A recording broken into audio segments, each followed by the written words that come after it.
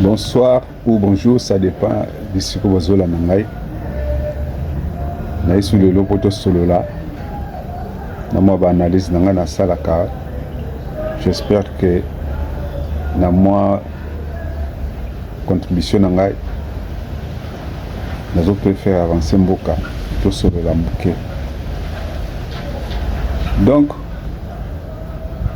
après départ ya Mobutu, donc juste avant départ naïe, vie sociale il y a Congolais, il y a Zaïro à l'époque, et comment qui déjà un peu instable, instabilité côté qui na vie sociale, pas si bandi comme on a tout ça là, même à niveau politique, ma comme aussi ma souma la montée. Vous voyez parce que tant quand Mobutu part, ça veut dire population qui est déjà fatiguée, population qui est déjà découragée. Les gens n'ont pas fait un effort pour protéger le président.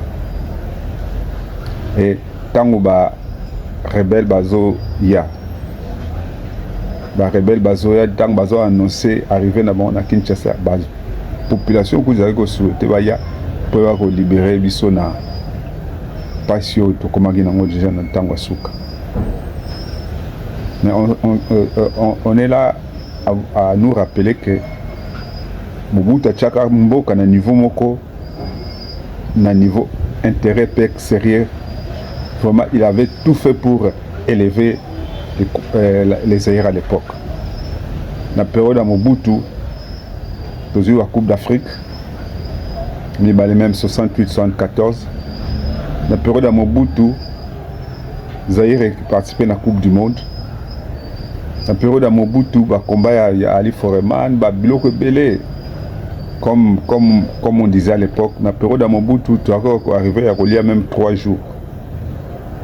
Donc, vie sociale est là qui est un peu malade. Et que c'est détérioré dans la dernière mi-temps, dans la période à Souka. Et que ça là que Kabila désirait, Laurent désirait Kabila, le père.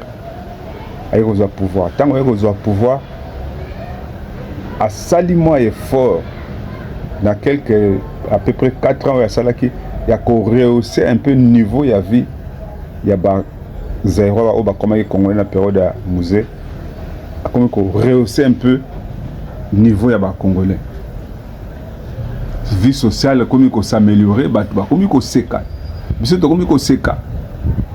Tout le monde dit que Kabila Zoya, le projet a bien sûr à côté il y a des gens à côté qui na denga rébellion à Musibatu à commune Kisasa tout ça là mais tant que comme à Kisasa accompagné par Rwandais na ba Ougandais fibre patriotique et lobby na côté Kamboka te avec une décision de se séparer na bateau ba yeda qui a comme Kinshasa. C'est là où il a payé de sa vie avec Boumaye. Mais durant le mandat naïe tant que ça là qui na Congo, atiki ba Congolais na image à mabete. Azako sala moins effort. Je me rappelle bien batola ba Wendo, ba ki batumoko déjà. Ba comme déjà na dernier virage ya vie, ba gagner eloko moko te, ba zo eloko moko te, tout d'un coup musée ko ya a pesis Wendo Colosso sens. Wendo Colosso a commis ko voyager, a commis ko bima à l'étranger na banil avec sa valeur ba PC banda ko banil donc espoir est comme au côté tant espoir est côté bas paf ba ko bomaye to côté na kati désespoir depuis Joseph Kabila azwaka pouvoir na ya 18 ans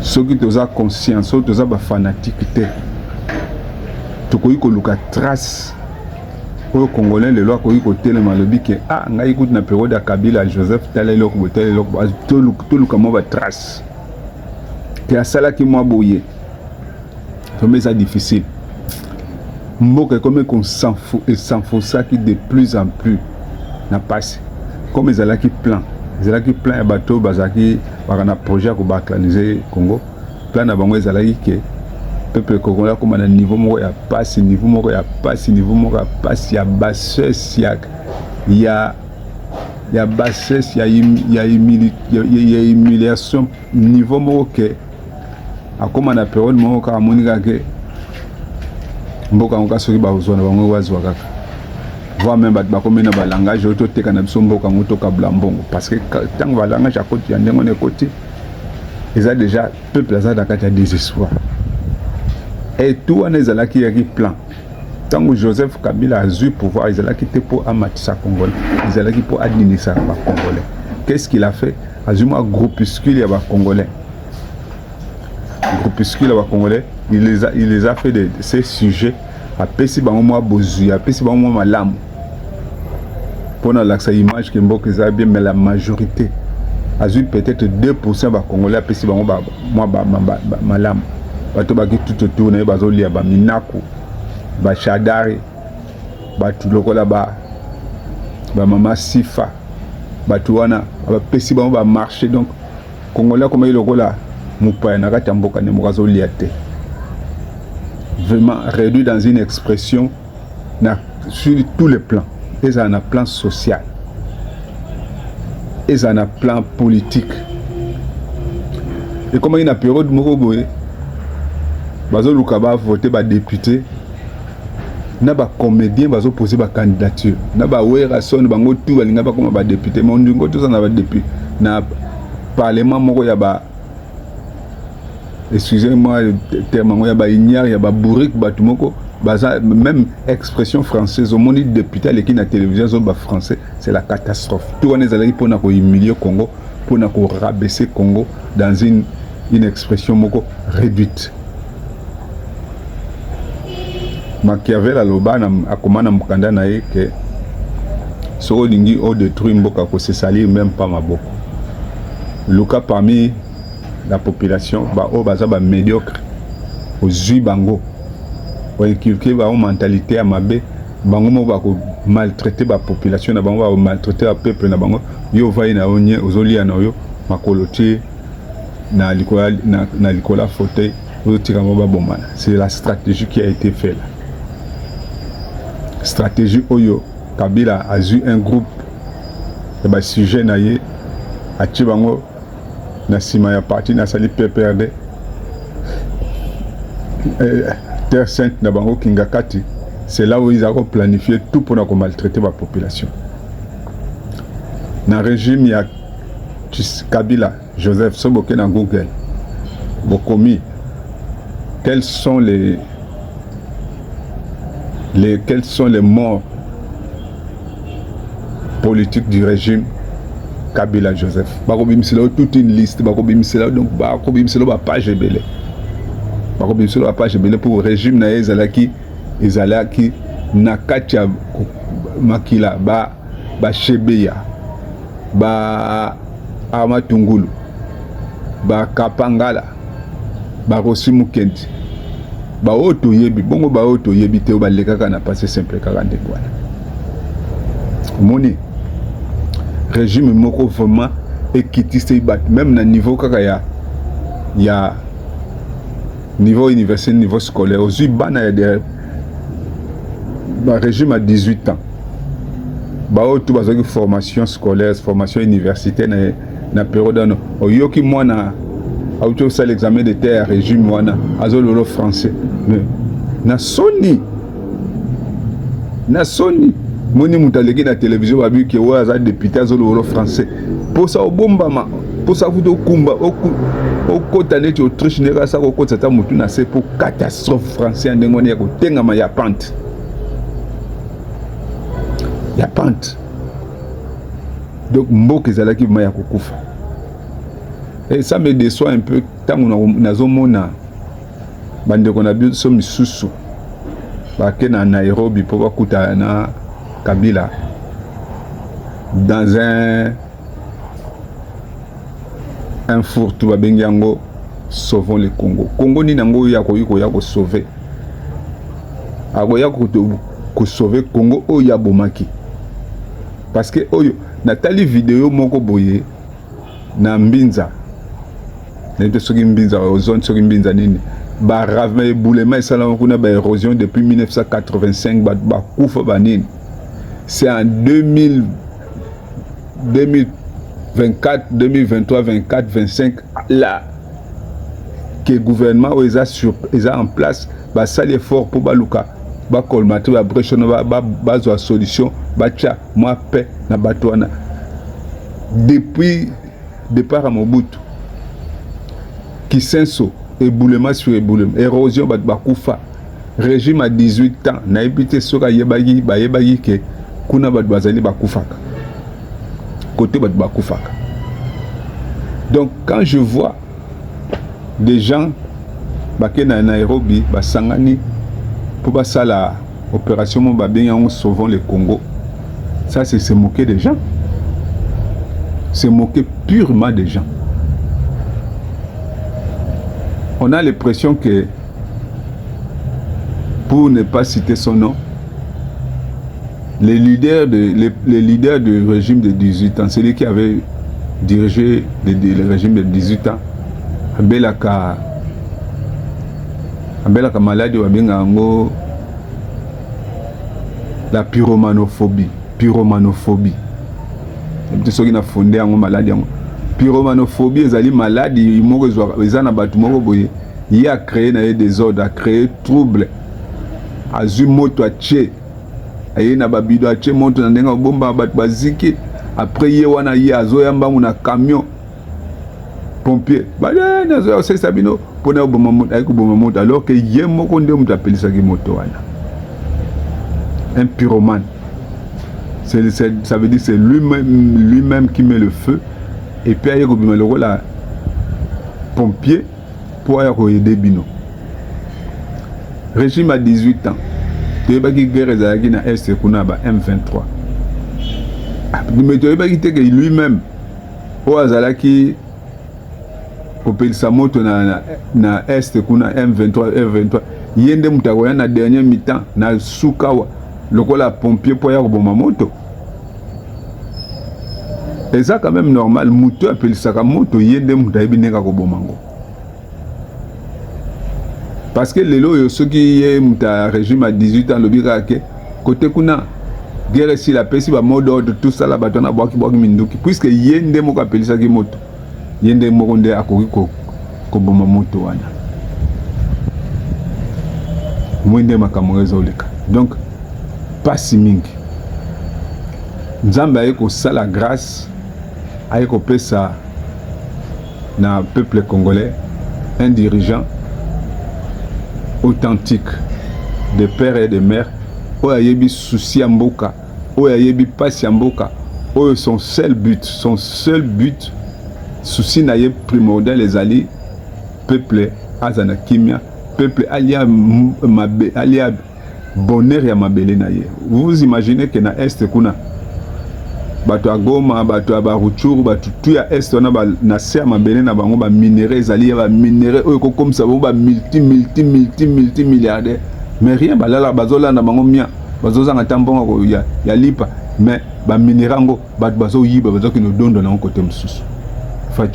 Félix Tshisekedi, l'actuel président, non, ça ne peut pas se passer comme ça. Il faut que Makambo ait changé. Alors, il y a kimia, tant que le peuple n'a pas kimia. Voilà pourquoi il se bat sur tous les fronts. Au début, il y a mal compris, mais maintenant, il y a l'élo. Moutoutoua, comme Fungolami soit bien, non, les gars là, c'est celui qu'il nous faut. Il y a une vidéo, il y a l'élo.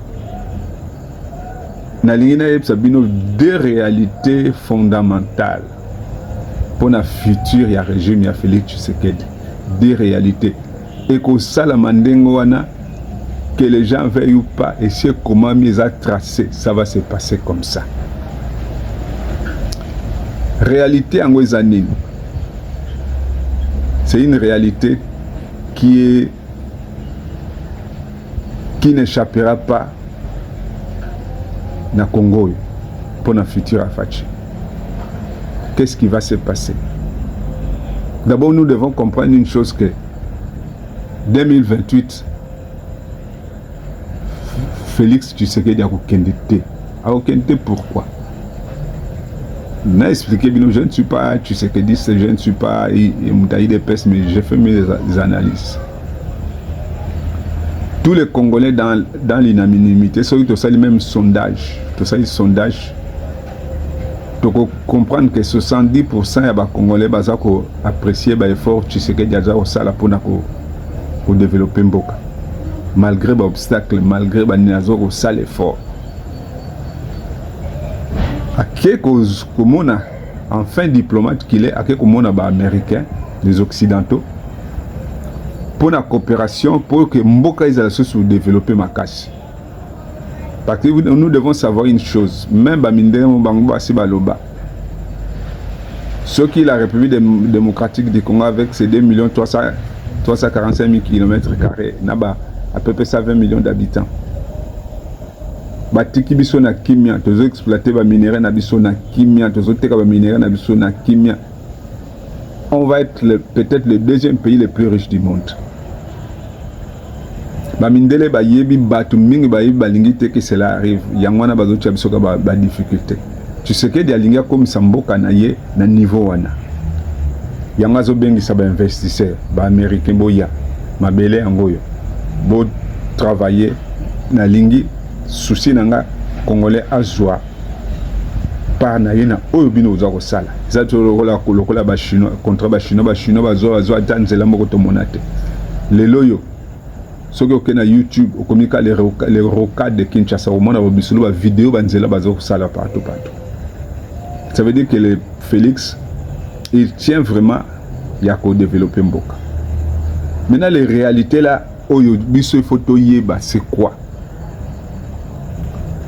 Les Américains bazoya, disons, les Américains et les Occidentaux bazoya pour pouvoir investir dans le Congo.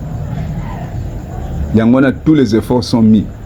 Actuellement, bazobenga cessé les faits, mais biso na niveau na biso effort ezali avant même fin de l'année, tous les territoires du Congo seront libérés. Le Congo sera complètement libéré.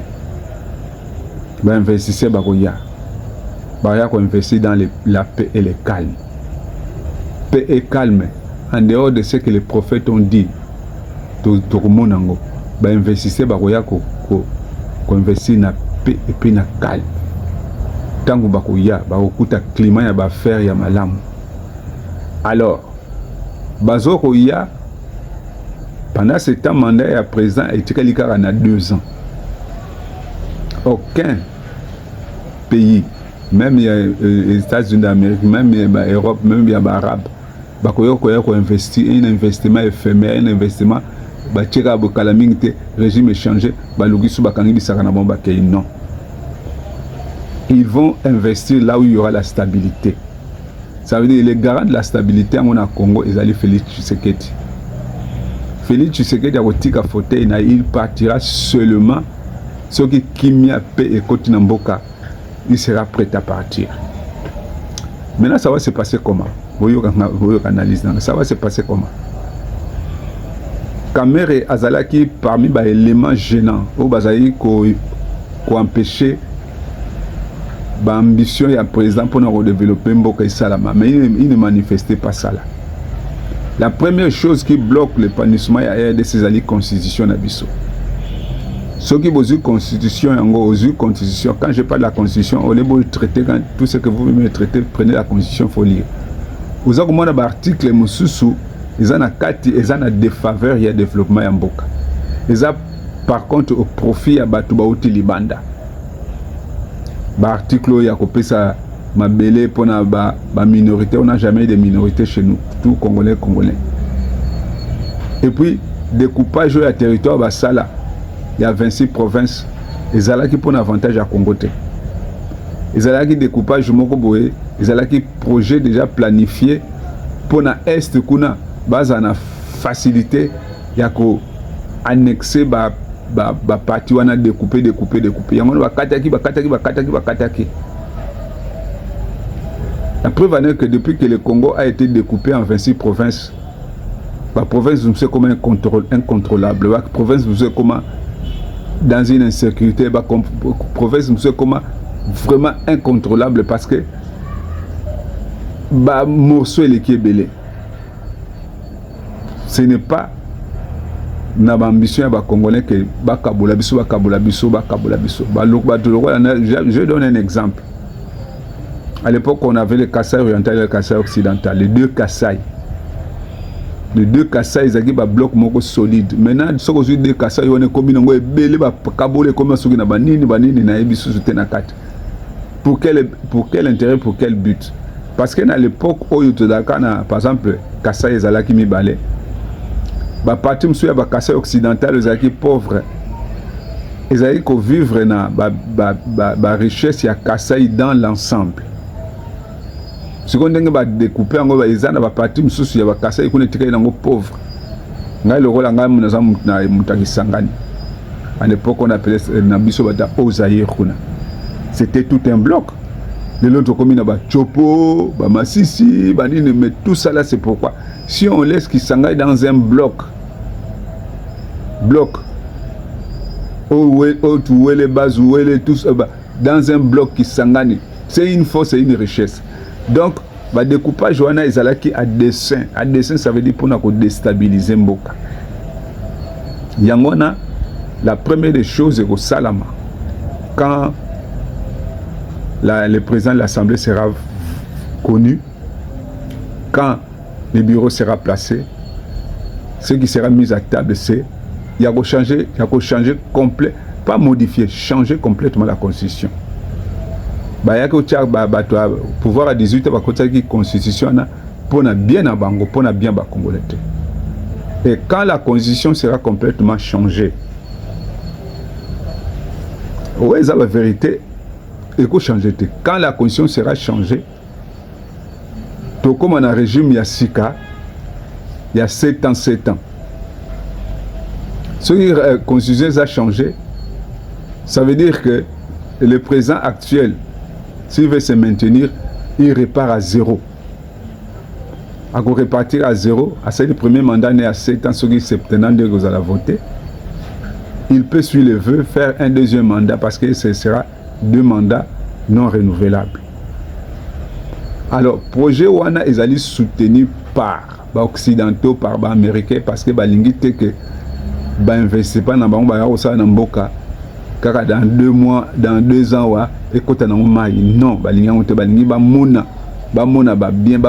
intérêt à la réalisation de la banque. Et nous, les Congolais aussi, par rapport à Makambo Fachi Azosala, par rapport à la réalisation Azosala, sur les plans social, politique, économique, militaire, tout ça là, tout le monde a changement, tout vivre en gros. Et celui qui garantit les gens là, et les changements, actuellement, pour l'instant, c'est Fachi. Donc, ce qui va tout bazako, ça là, plan bazako jubilé que en 2028, Fachi a Kokende.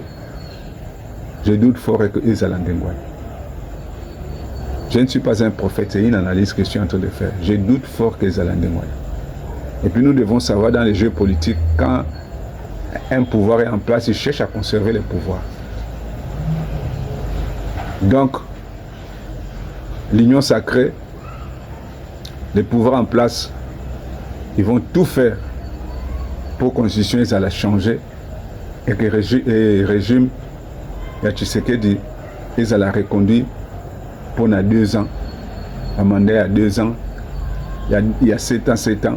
Ça veut dire qu'il va remplir encore 14 ans pour nous développer Mboka. Et je vous assure, si le président Félix Tshisekedi, après avoir fait la guerre, après avoir marché par-ci par-là pour la démocratie, qu'on a frappé à certaines portes,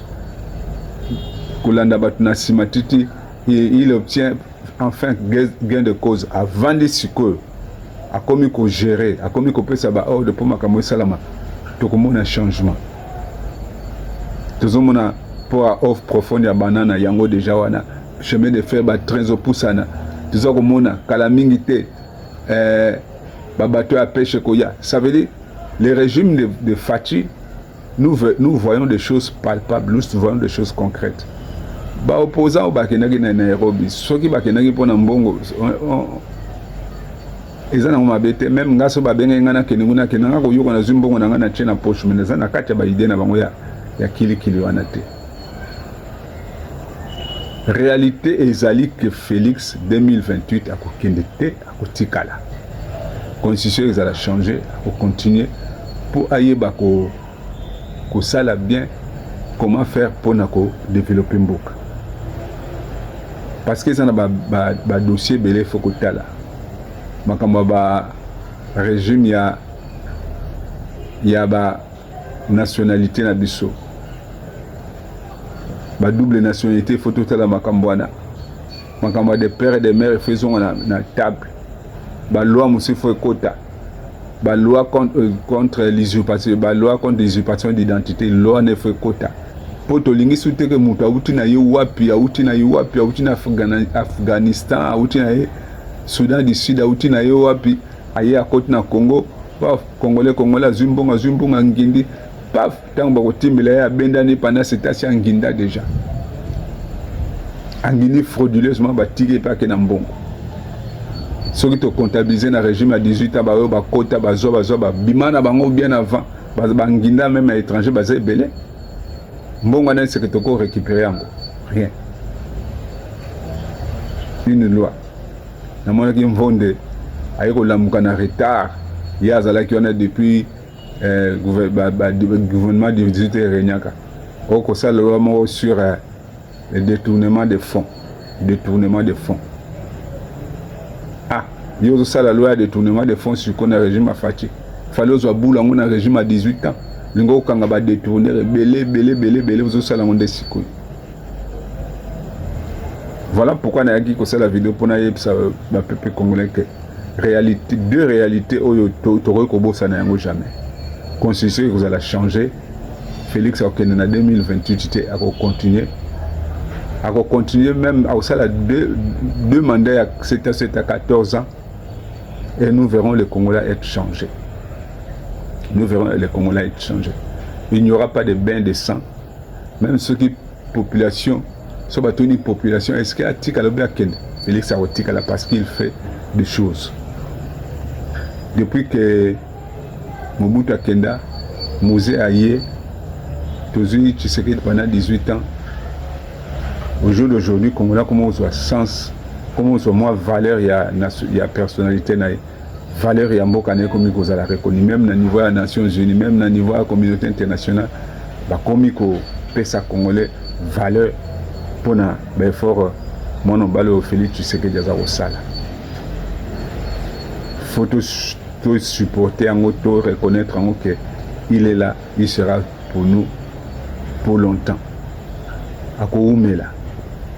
Koumela na ezate pour famille na nginda koumela na ezande pour Congo et Bonga ba Congo bon et puis dossier où il y a 26 provinces on est photo talango bien si s'agit aux zonga na ba système ba province na biso ya kala et simba nango 26 provinces il y a une grande province de la Katanga et Kabone comme na ba Kolwezi et comme na ba nini boba côté msusu et comme nango pauvre et pas vu Masuka Yende Mutanginda na kati ya province alors que à l'époque c'était un...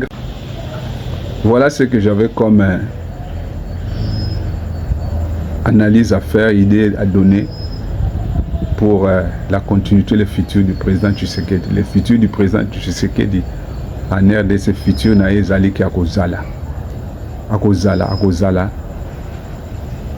Donc s'il faut attendre le départ du Félix quand on fait 14 ans plus 2025 2014 donc il faut compter au moins 2039 2040 Félix sera là avec les Congolais jusqu'au moins vers 2040. C'est là où il va tirer, il va laisser et pendant ce temps Mboka est calme, l'institution est vendue. Les leaders politiques mususu bazongi bavandi o bakoki ko reconduire mboka. Mutamba aura tout le temps de se préparer pour affronter les échéances sur Azali Malamu peuple akopona. Merci.